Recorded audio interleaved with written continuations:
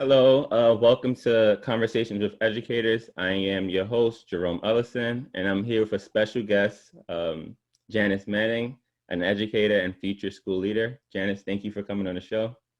Thank you so much for inviting me. This is exciting.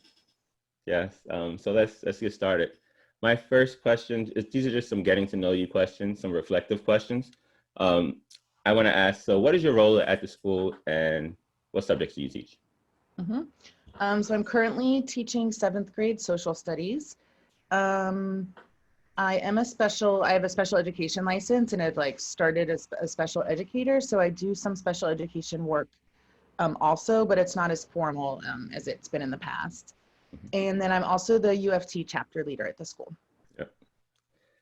So let's start with teaching. This is a big question. So why did you want to become a teacher? What made you get into the field of teaching? Ever since I was little, I always loved being around kids that were younger than me. I was like a camp counselor. But the actual way that I went into education in college is kind of funny, because I went to college in Texas Christian University. And so my freshman year, my roommate and I got caught drinking in our dorm room. And I was at the time a communications major. I wanted to be like a broadcast journalist. Mm-hmm. And so I got caught drinking, and then our punishment was we had to go volunteer at the elementary school that was connected. There was an elementary school connected to our school. Mm-hmm. And so we had to do a week of volunteering or something. And after the end of the week, I was like, oh, I want to be a teacher. And then I switched my major. And so because I got caught drinking, I always known it, but it was the actual reason why I switched my major, which is funny. Wow, that's a good story. The first part about working as a counselor, camp counselor, I feel like that's a common thread in most teachers. I worked as a counselor too for 4 summers in a row. And the teacher that was leading that counselor was my 5th grade teacher. So when I went to college, he hired me. He's you'll be great for the kids. Come back and work as a counselor. And then that's when I was I think I can be a teacher. I love being around kids. And even the drinking story too. That happened to me in college as well. And I think I was 20. I was 20, right before I turned 21 in college. I was like, no. But I already had declared my major for education, but I was so worried, hope this doesn't ruin it for me. I hope not. So I had to do community service. I had to speak to kids. I had to do a bunch of things to clear it off my record. Yeah, that's funny. interesting. Wow, we have those things in common. Yeah, no. When you said it, I was whoa, that's interesting. So this is a reflective question. So if you will go back to your first year teaching, right? This the toughest year as a teacher. What advice would you give yourself as a first year teacher now that you have years of experience? Okay, so I did, wait, you did education in undergrad too? Yeah, the undergrad, yeah.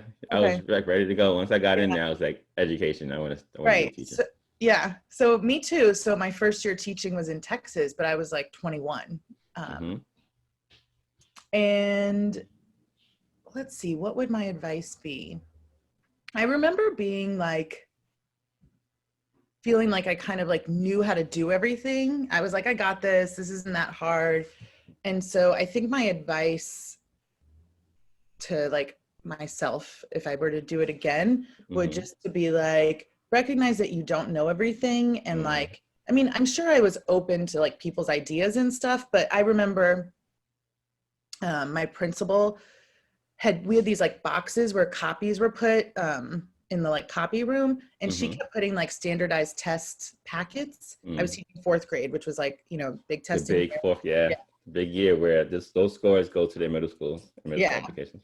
And it was 2,000 in Texas, so it was kind of big testing stuff. So I refused to do them on this principal.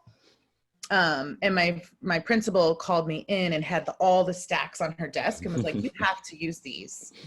And I was I don't believe in standardized tests, and I'm 21, and she's you have to use them. And I still hate standardized tests and have very strong feelings about them, but I feel I now know how to kind of approach my bosses a little bit differently. I know how to use those things while at the same time not use them. So I feel like I would be like, you can't just like dig your feet in and say, I'm not going to do this. There's some like compromises that you have to make. And so I feel like that actually is where I'm at, what advice I would have given. Yeah, I think that would be great advice. I feel like I'm interested to know now, coming off a year where they just like got rid of the state test and we didn't take it.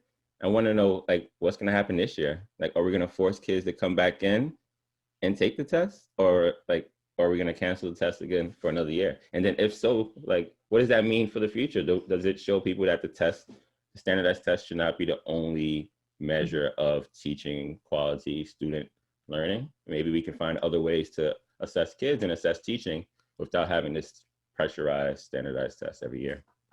Yeah, it feels like it could be a really great opportunity for change.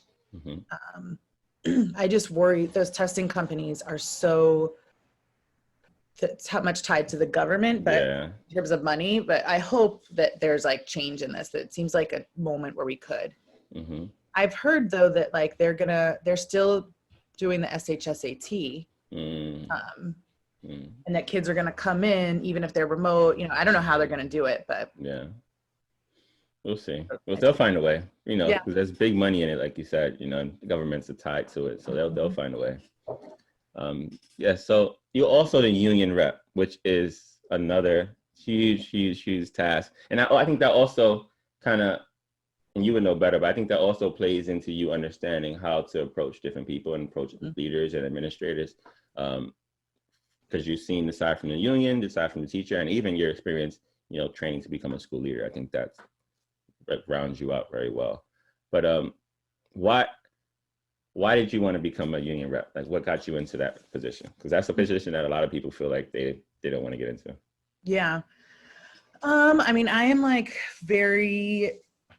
have a strong belief in like unions. I believe that like the union is our voice as teachers, and our power. I feel like without a union, there's like very little power we have at the school level, and then also at like the bigger level, because essentially, unless you have like a good relationship with a principal, like there's really no way to negotiate. You have very little leverage without the union.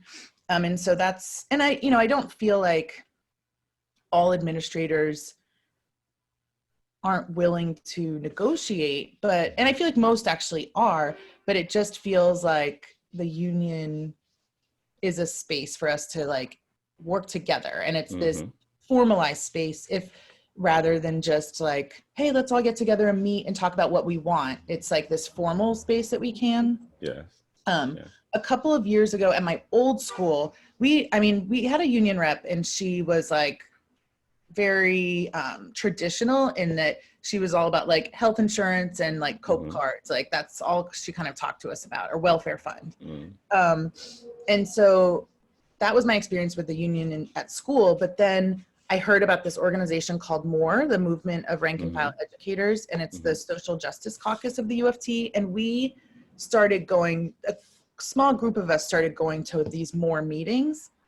And that's really what brought me into like, oh, I could be like, not just the union leader, but our union, like we could have more power as a school. And at that school, like we had all these meetings and all these structures. They were like the opposite of our school. It was like overly planned. It was planned so much that like you had no room to do anything. And so we were trying to kind of fight some of that. And so I think then I started realizing that our union could be more. And then when I got to our school, felt like I want to actually be like in a leadership position for that. And you started as a delegate, right? And then you moved into, I think that was a good transition. Because I think you do such a great job at it, because you were a delegate and then you moved into like the full union rep, but also because, you know, we've been through so much at our school, and you've had to like be the in-between for a lot of, you know, disgruntled teachers, a lot of like messy situations with administration, and just find a way to toe that line and still teach. You still have to be a teacher and be there for the kids and be in the right space, but just knowing all the stuff that's going on in the school, sometimes every time is a lot to manage and still stay focused on the task of teaching. So I definitely admire you for just taking that on and being strong in that position. I think you've been great at that role, and I think you're great for the role. So I Thank just you. want to That's say nice. that. I appreciate it. Yeah, and it's not tough. So my next question is, your first year as a union rep, right? What will you tell yourself? Even if we go back to you as a union, as a delegate, right? Mm-hmm. What advice of that first year to help you deal with some of the situations that you may have dealt with that you reflect on and like, maybe I could have handled that differently? Mm-hmm. Oh gosh, I feel like there's definitely a lot.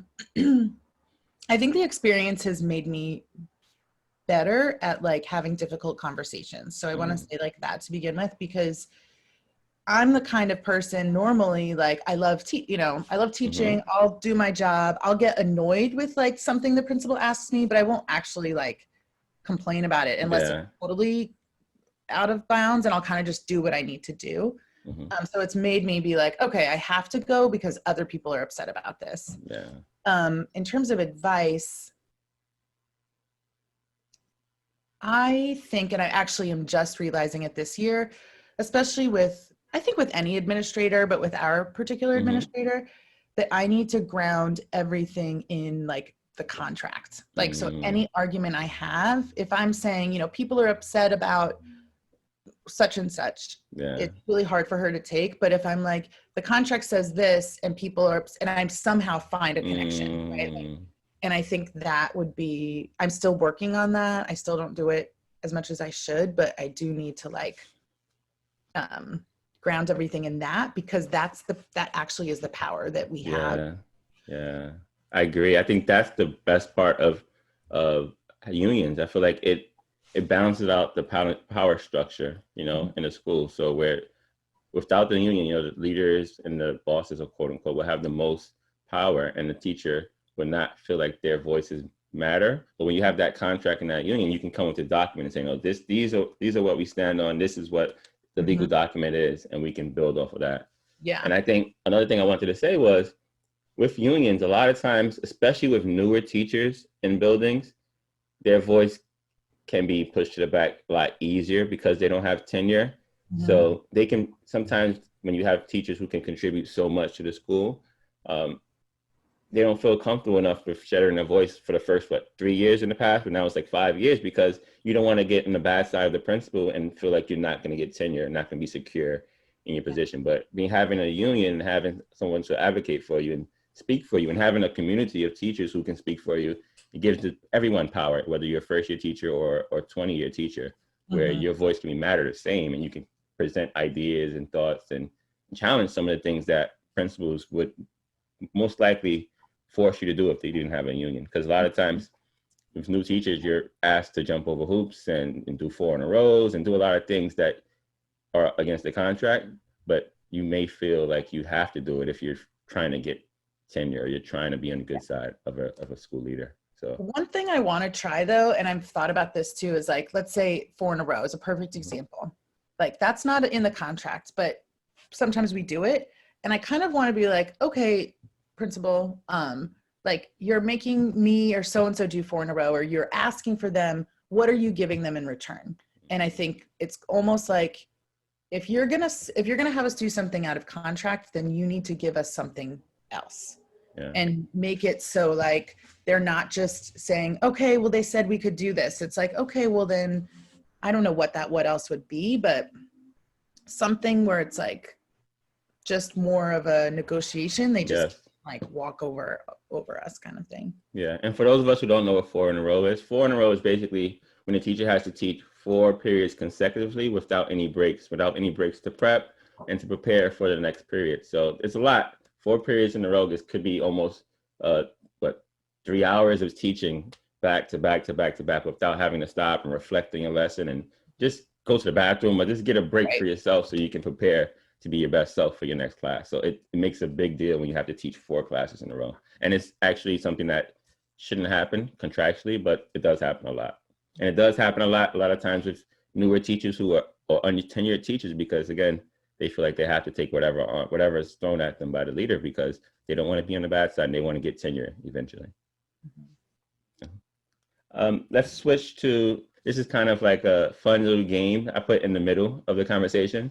So So this segment is called Start, Bench, and Cut. Have you ever played that game, Start, Bench, and Cut? No. So it's like a sport, right? So something that you would start is like the best players on the team, like they get in the starting lineup. Okay. Something that you would bench is like someone who's good, but they're not in the starting lineup, but they're still on the team, they're on the bench. And something that you would cut is like, they didn't make the team, they wasn't good enough. Maybe next year, you're gonna take them off the team. So the three things I want you to think about first: start, bench, and cut. So staying late at work to get work done, bringing work home to finish work for the day, or working during your lunch period. Which one of those would you start and say, okay, which one would you bench, and which one would you say, no way, I'm cutting this one? Okay, well, this is good.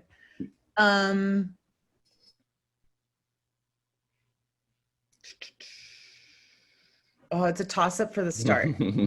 I think I'm gonna say, given my circumstances now, because the people I usually have lunch with are not in the building, so I would start lunch. So you're gonna work during lunch. That's your I'll start. work during lunch. I'll start that. I'll bench staying late, and I'll cut bringing work home. Okay. So bringing work home is the thing you have to just cut and take out. Yeah. So why? What is that? Why are you opposed to bringing work home? I just feel like I do, end up doing work at home. Of course. I feel like, we work so hard at school, and I can be such a better teacher if I'm able to find space to like take care of myself, relax, and that when I'm at home, I'm doing things that are taking care of myself. And then when I'm at school, I can really focus in on teaching. And I feel like, it's hard, but once we get through the next couple of weeks, I think I'll be able to like hopefully get to a space where then I can leave my work at school, or at least during like the school day. I agree. I think it's that work-life balance that a lot of teachers find a hard time, managing, because we care so much. A lot of teachers are perfectionists. We want to get everything done. We have so many deadlines that we have to meet, and a lot of times we end up, taking work home and making home our workplace, and we never really have time to take care of ourselves. So I definitely agree. I would definitely cut, taking work home. What would your start and bench be? Oh, I would probably start working through lunch. Okay. I do that a lot. Right now I just like put a video on or put something on that I can listen to during lunch, and I still get stuff done. So I would start that one. I'm going to cut taking work home. So that means I would bench, staying late. Yeah. Staying late. And even though I've been staying late forever, but I usually work with the after school program. I try not to do work after school hours. Yeah, but like you said, this year is weird because there's even like a limit to how long you can be in a building this year. Like 4 o'clock for us. They're saying 4 o'clock right now is the time where you have to get out because they spray some kind of aerosol in the air to disinfect everything. So they're saying 4 o'clock is the cutoff time. Wow. Yeah, we'll see. Yes, let's move on. The next segment is called Stay Woke. Have you heard about the 1619 Project? Yeah. I've been reading up on it. So I know you teach social studies. So have you ever taught about like slavery? Yes. Me? Yeah. Of course, right? Of course. So what do you think, based on your experience, is like, first of all, what is like your thoughts on the 1619 Project? And then what do you think is like the most effective way to teach about slavery to a very diverse group of kids? So the 1619 Project is amazing. I didn't read the essays. I listened to the podcast version of the essays. And so I've listened to it all. And I think Nicole Hannah-Jones is awesome. And, her child goes to 305. Oh, wow. I didn't know. And remember when they were trying to redistrict the line. Oh, the New York Times article. Yeah. She wrote that. Wow, that makes sense. That makes sense. There's like an interesting connection. Yes. Kind of amazing. Deep connection between. Yeah. Yes, definitely. What she does in that I think is awesome is that she takes like the history and she connects, and she literally like shows the line of history to today. And I think like she does it in this like really amazing way. And that is how I like to try and approach teaching about slavery in our school. It's a little bit harder just because developmentally the students are in a different space, a different place, to think about things like intergenerational oppression. And while we end up like getting at that concept, it takes a lot. I feel like over the months we're working towards that. But I guess, I mean, I teach American history, and since I'm 7th grade, that's the basically colonization through the Civil War. I usually don't get through the Civil War. And slavery is a theme throughout the entire year. And I guess like the way that I approach to the whole curriculum is around perspectives and multiple identities. Like, so we start the year on an like identity unit on how we're all made up of multiple identities. We explore ourselves. And then I say, okay, so we're going to study American history, and these people we're studying are also made up of multiple identities. And so we need to think about like, what are their stories and how did their identities contribute to their experiences that we're learning about. So I like, that's the goal, is this thread that kind of like carries everything through, that it's like, okay, if we hear this story and this person is a Black woman, or this person is a Native American man, or whatever the case may be, that we're thinking about how society like and your identity really interact. So that's kind of like the overarching stuff that I try and do. I think over the years, when specifically thinking about slavery, I keep continuing to grow and adapt. I think one place that I'm at is making sure that I'm talking about the resistance to slavery and the fighting against slavery, that it's not always about victimhood. And I'm telling and learning myself about stories like the Stoner Rebellion and people like Phyllis Wheatley. Like there's these people that I didn't grow up learning about. And so I'm like really cognizant that if I teach anything specifically that is like, you're obviously teaching things that are horrible, that are violent, that are really, really horrible. And so I try and make sure that everything that I do, I counteract with some like, and then there were these courageous resistors that are doing it, so that we're not just saying like, look at how the victims here. And so that feels like really important to me. And then also I start, the first historical unit is called Three Worlds Meet. And so what we do is we start by studying like before colonization, and like study West African culture, European culture during that time, and Native American culture, although it's so, I mean, they're all vast, but trying to pull out some like big ideas. And then this idea of like, okay, so all these groups came together and or didn't come together, some were forced, but kind of like what happens when these different groups with different values and different things come together, or not come, that's not the right word, are forced together, and what happened. And so that is, so I'm saying that in that I try my best to talk about how and why race became a marker for slavery, and talk about, like we talk about indentured servitude, and then we talk about how it became that race was like a particular marker, and then talk about racism as, I mean, racism had been around before, but how the birth of racism started from slavery, and why it started. So we kind of have some like deep conversations about it. I feel so worried about how I'm going to do it this year. And I'm like, actually, it makes me emotional thinking about it. Because it's not perfect. And I don't, but there are things that I do that I feel really proud of. And I don't know how it's going to work this year when there's all these, like, I don't even know how to start planning it. It's making me feel like worried.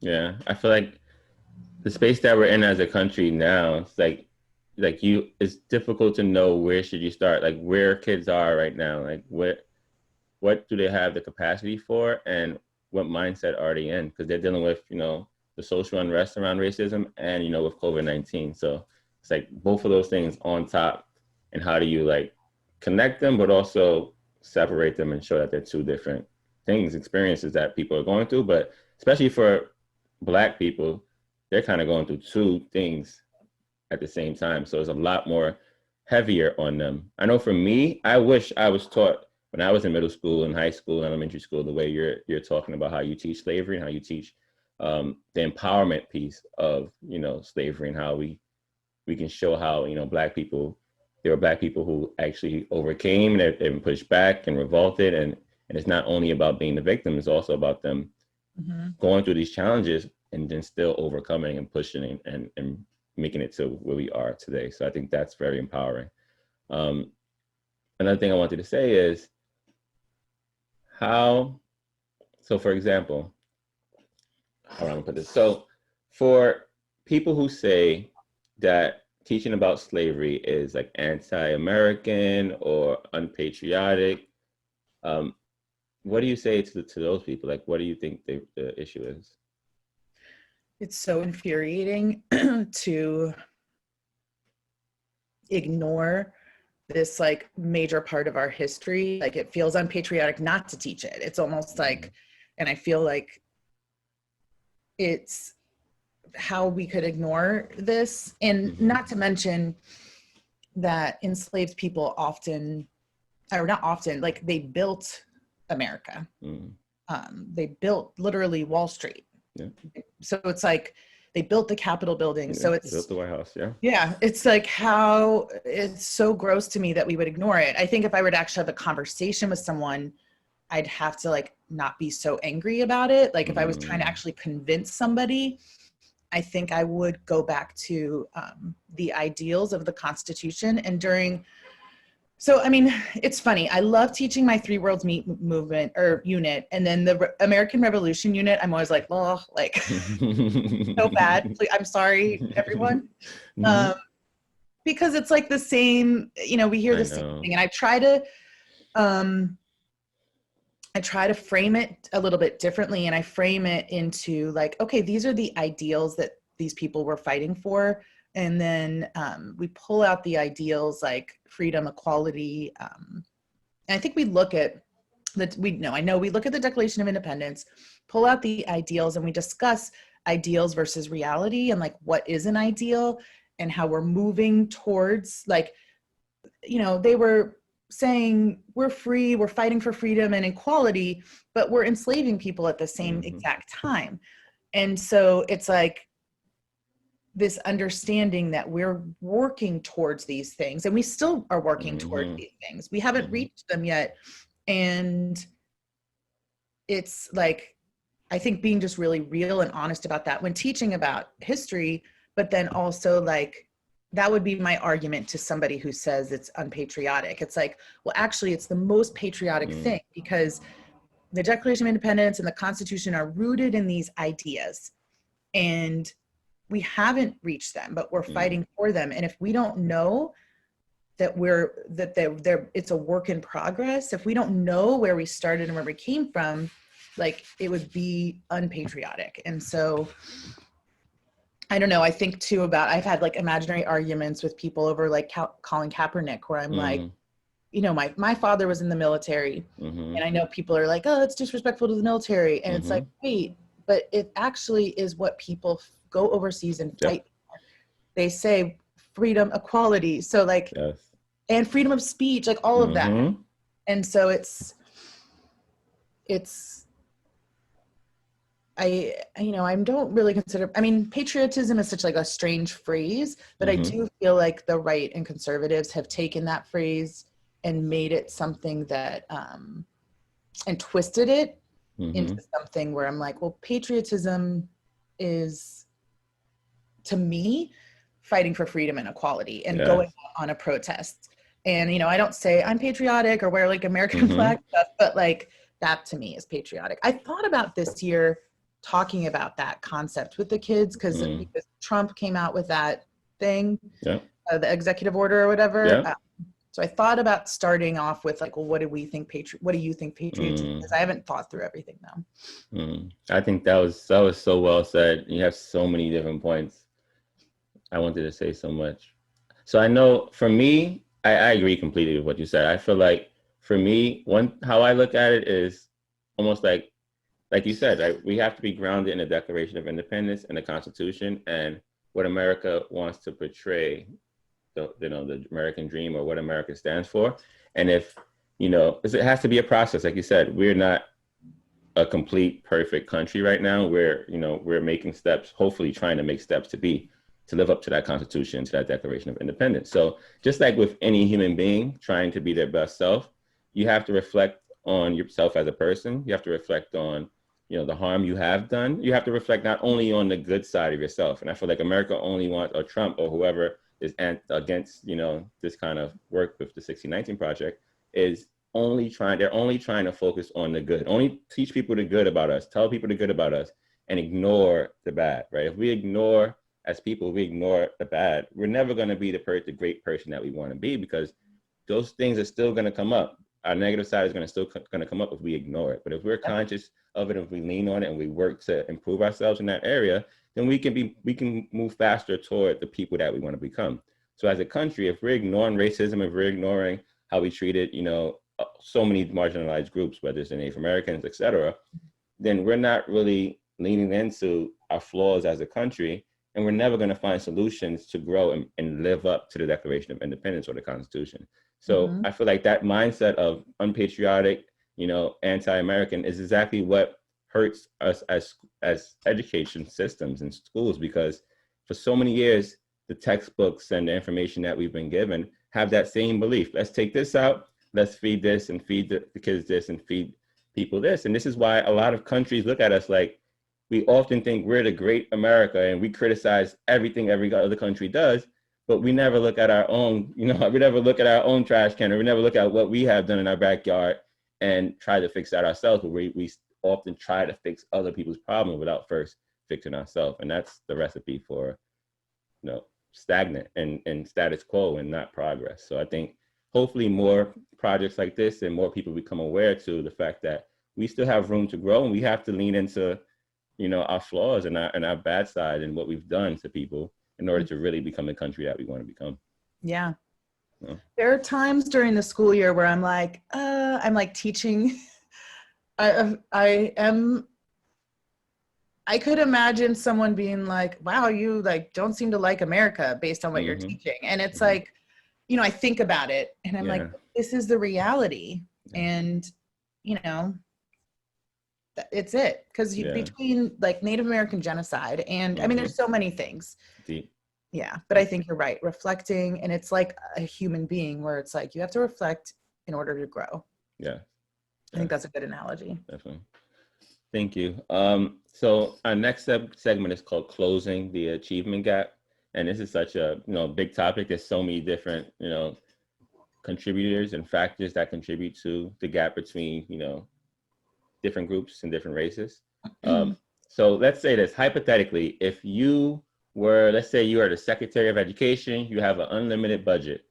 What is one thing that you think should be done? Or what is one thing that you would do to help, close the achievement gap if you had that power to do so? So this is hard to choose one thing. Yeah. I also if I was Secretary of Education, this wouldn't cost money. So I'm going to say this and then another thing. Okay. I would take away the term closing the achievement gap, because I feel like that phrase is rooted in racism. Because when we say that, we're saying that kids are not testing as well as other kids. And I think those tests are rooted in racism and not testing the right things. There's many issues that I think it's part of this reform that's racist. So I would take that away. But that wouldn't cost any money. So I've never really thought about that. That's such a great point, because that's like someone creating this marker. This is the marker. This is what you should be for everyone. This is what we should be. And you're not there yet, so you're not good enough. This is what we're saying is the standard for where you need to be. So that's a great point, right? And I think the people who probably came up with that term, what often happens, are people who want to keep the status quo and want to show that certain groups of people aren't good enough or aren't where they should be, and we're above them.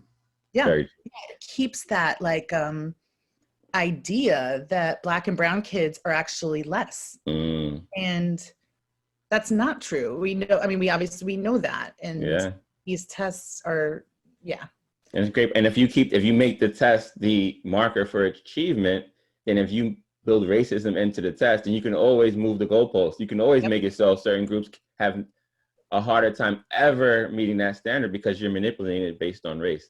So that's a great point. In terms of like changing everything, or not changing, but using like money's no limit, right? Like I could do to build more equity, I would say, more equity in the school systems. I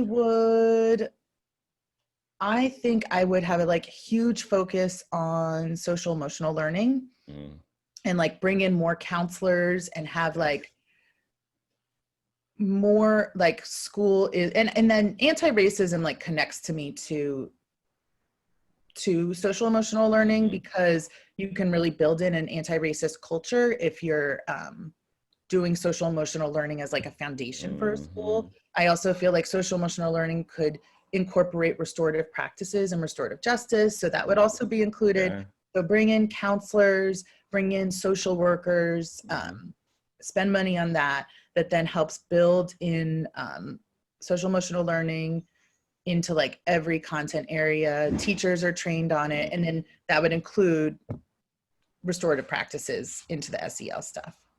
I think that's great. That's a great point. And I think the big theme is empathy, right? Really teaching everyone to be more empathetic toward others and put yourself in other people's perspectives and shoes. I wholeheartedly agree. I think social emotional learning, I feel like, and I'm hoping that now more than ever, this really, I hope the cat is out of the bag and people really realize that testing, focus on, academic, there needs to be more of a balance. Like if people aren't in the right space, students, teachers, etc., socially, emotionally, then there's no way they can learn. There's no way they can be their best selves. And if we don't start balancing out the curriculum and making sure we interweave it into every unit that you said, then it's going to be a lot harder to reach certain kids because all of our kids have gone through trauma specifically nowadays. So that's why I'm hoping that it's more present or more aware, people are more aware of it now. But there's been groups of people kids who've been going through trauma forever, like forever. And it's always been overlooked. They've always been, suspended or kicked out of classrooms and punished and tested and we've never really gave them the support that they need to come into the school building and be in the right space, mentally, emotionally, to be able to be their best selves, reach their full potential. So I'm really hoping that people start working it into the schedule, working into our units, because it's just as important or even more important than academics, honestly. Yeah, it's sometimes hard to hear right now, like, oh, well, we have to do social emotional learning because of the trauma of last year. And it's like, it feels so, we have to I want to stop hearing that and stop saying that, because it does ignore all of the things. People have always gone through trauma. If students can't trust the school or the teachers, you said this before, I'm just repeating it, but they can't learn. And I think that would, I think it would make a huge difference in how kids and adults feel in a school building. Yeah, and I think one thing that always has worked against it is these deadlines and honestly, the standardized testing, right?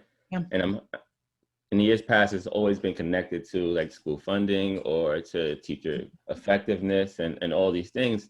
And then teachers feel that pressure, so they start with test prep earlier, or they don't want to do anything outside of teaching the standard curriculum because they want the kids to achieve and do well on the test. And that neglects so many different other areas as the whole. We often use this term, teaching to the whole child. We've been using that term for ages, but we've never really thought about what it means to teach to the whole child. And I'm hoping that people realize now, with the chaos and the craziness that we're going through, that the whole child means a lot more than we've thought about in the past. And if we don't really teach it, not just in this moment, but work it in so that it can last forever, then we're missing the opportunity. We're going to miss this opportunity to really, create a more equitable and just school system.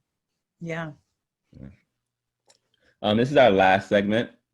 This segment I call is Choose Your Teachers Wisely. So this is an opportunity for you to give a shout out to, it can be a video, it can be a teacher from the past, a professor, a colleague, it can be podcast, anything that has helped educate you as a person, whether it's inside of schools or outside, not related to school systems. This is an opportunity for you to give a shout out to that person or book or thing. Oh, this is so nice. Wait, just one? One. One? Oh, one. No. Yeah. Okay. Henry Louis Gates Jr. is my shout out. Why?